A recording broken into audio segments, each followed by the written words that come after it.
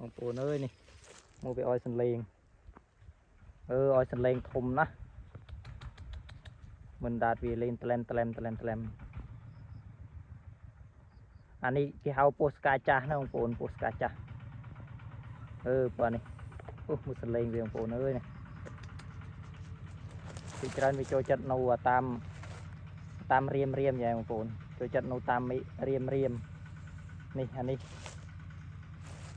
បើយើងដើរមិនស្រួលមិនមើលវាគឺច្រឡំបងប្អូនព្រោះនេះវាចូលចិត្តលាក់ខ្លួនតាមអញ្ចឹងបងប្អូនធំទេបងប្អូនអោយសលេងអានេះពោះស្កាចាស់បងប្អូនអើយនៅតាមសក់ស្រែចកាយើងភាគច្រើនពុកម៉ែបងប្អូនជាកសិករគាត់ដើរជួបបាទដើរប៉ះដើរជិនគឺតែពួកអានឹងឯងបងប្អូនដែលមានអាណាក្រៅពីអានឹងទេជាពិសេសនៅរដូវភ្លៀងរដូវវស្សាហ្នឹងគឺវាឡើងទៅនៅតាមភ្លឺនៅតាម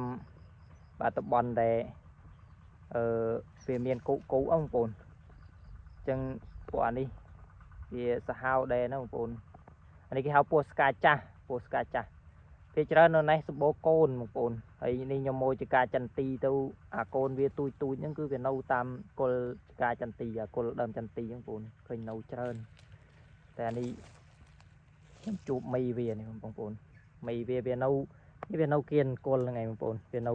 អបនឹងជាមួយនឹងស្លឹកកសាមជាមួយនឹងស្លឹករៀមណានេះបើសិនជាយើងមកអង្គុយលេងកន្លែងម្លប់នេះម្លប់ស្វាយម្លប់អីហ្នឹងគឺបាទដឹងតែបោះវាហើយបងប្អូននេះអានេះនៅនិច្ចការយើងចេះតាមពើទៅពួកអានេះក៏វាថាប្រយោជន៍វាច្រើនដែរបងប្អូនវាជួយចាប់កណ្ដោកុំឲ្យវាស៊ីស្រូវស៊ីដំណាំរបស់យើងប៉ុន្តែហានិភ័យមួយគឺយើងបារម្ភយើងខ្លាចនៅពេលដែលយើងដើរទៅប៉ះពេលវាដោយយើងមិនបានប្រយ័ត្នណាមួយគឺវាធ្វើឲ្យយើងមានបញ្ហាអញ្ចឹងយើងមានតែយកវាចាញ់ខ្លះហើយបងប្អូនបាទវានៅនេះវាសម្បូរដែរណាបងប្អូនសម្បូរខ្លាំងមែនទែនសម្បូរច្រើនព្រោះអានេះពោះស្កាចាស់នេះវាបាទនេះវាមិនកូនទេអានេះចូលមីស្កាចាស់ហើយធំមែនទែនបងប្អូន